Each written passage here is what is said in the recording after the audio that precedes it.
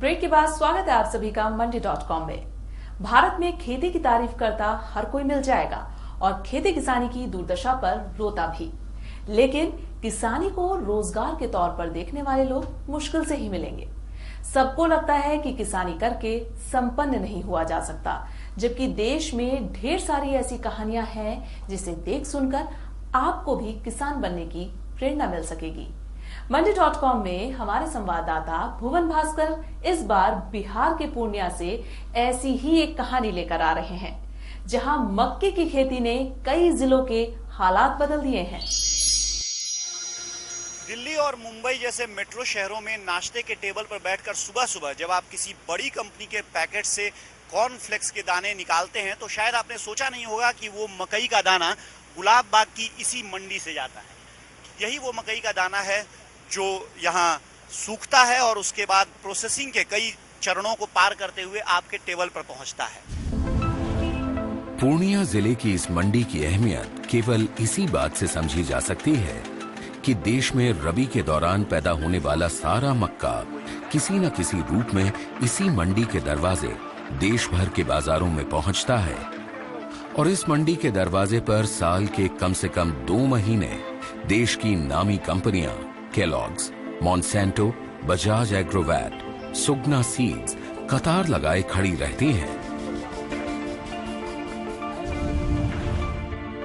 गुलाब बाग मंडी बिहार के पूर्णिया जिले में है, लेकिन इस मंडी की वजह से खगड़िया, बेगूसराय, कटिहार, सहरसा और मधेपुरा तक के मक्का किसानों की जिंदगी बदल गई है।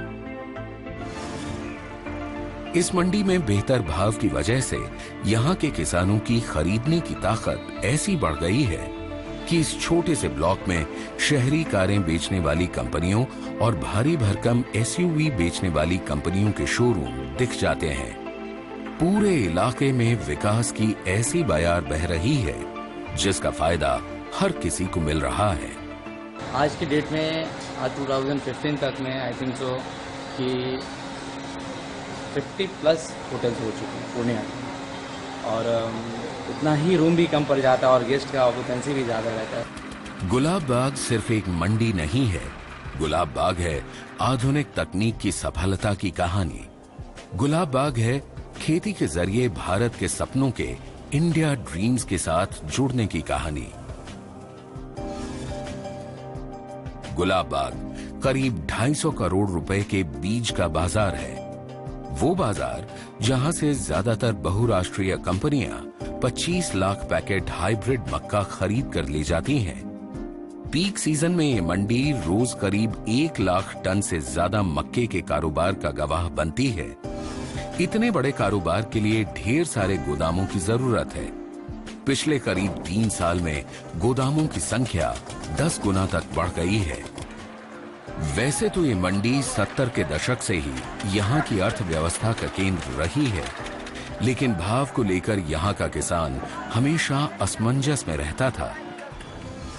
2 साल पहले NCDEX का गुलाब बाग मक्का कॉन्ट्रैक्ट शुरू होने के बाद ये कमी दूर हुई, जिससे किसानों को मिलने वाले भाव में काफी सुधार हुआ है।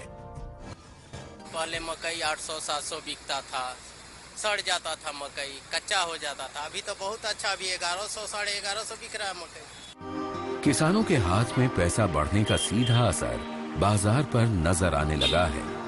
टीवी, फ्रिज, वॉशिंग मशीन सब बिक रहा है। डिश टीवी के जरिए दुनिया से पूर्णिया का हर घर जुड़ा है। ब्रांडेड जीन्स से लेकर हर तरह के कपड़ों का बढ़िया बाजार गुलाब बाग की वजह से तैयार हो गया है। 80% रूरल एरिया का ही कस्टमर ज़्यादा है और यही कारण है कि सेल डेवलप हुआ, क्योंकि गांव का जो हालत है पहले से अच्छा है, आमदनी भी ज़्यादा है और क्योंकि इलेक्ट्रिसिटी के कारण चूँकि आमदनी है तो फिर वो सब जितना भी कंज्यूमर प्रोडक्ट है सबका खरीद हो रहा है। गाड़ी हो, टीवी हो, फ्रिज हो, कुछ भी हो, तो ज़्यादा खरीदार गाँव का। गांवों में बढ़ती समृद्धि का सीधा असर गुलाब बाग ब्लॉक और पूर्णिया जिले की कारोबारी गतिविधियों पर बहुत आसानी से देखा जा सकता है। साथ ही देशी विदेशी कंपनियों के आने से खेती की जमीन की कीमत भी तेजी से बढ़ी है।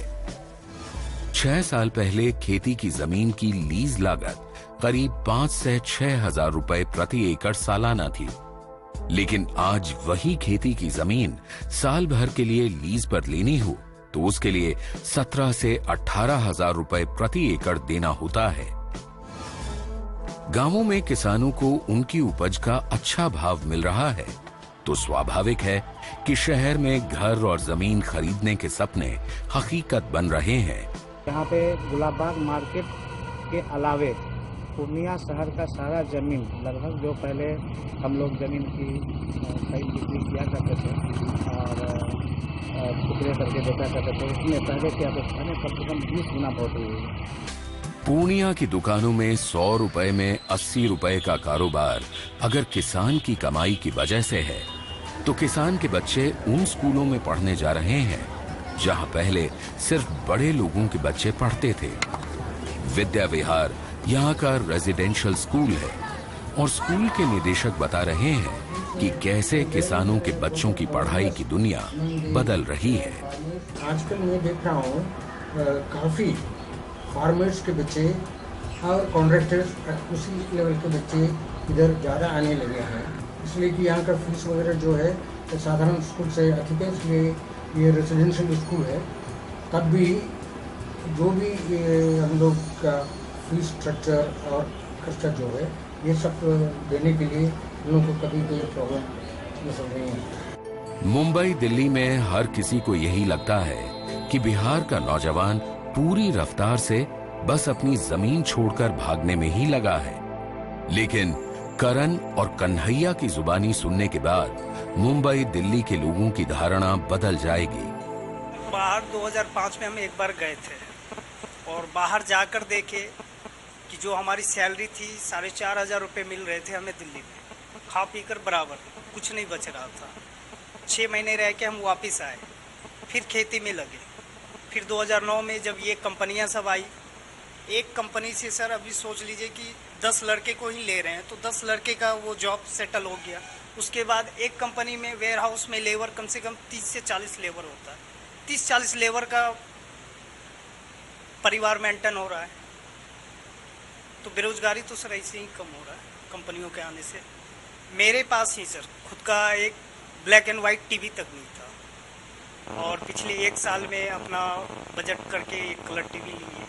बहुत ज़्यादा काम है, बहुत तरह के काम है। मंडी गुलाबबाग मंडी से ही अगर हम जुड़े हुए हैं तो यहाँ सिर्फ मक्का ही नहीं, गेहूँ, बहुत तरह के जितने भी अनाज होते हैं हर तरह का काम है।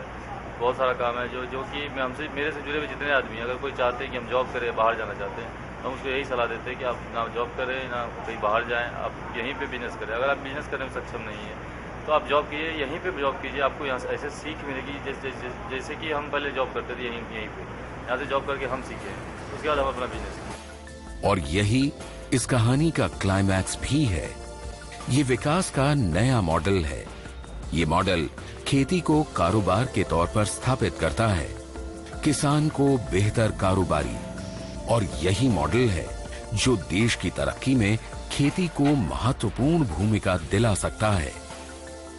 अब गुलाबबाग ने यह साबित किया है कि खेती बाड़ी को आर्थिक गतिविधियों का केंद्र बनाकर भी समाज के उस बहुत बड़े वर्ग को खुशहाल बनाया जा सकता है जो विकास की इस दौड़ में पीछे छूट गया है।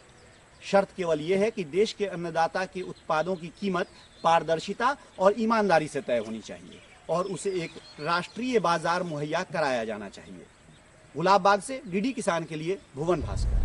यहाँ वक्त हो गया एक और छोटे से ब्रेक का। ब्रेक के बाद हम आपको बताएंगे कि किसान अगर अपना उत्पाद गोदाम में रखता है तो उसको किस तरह के फायदे हो सकते हैं।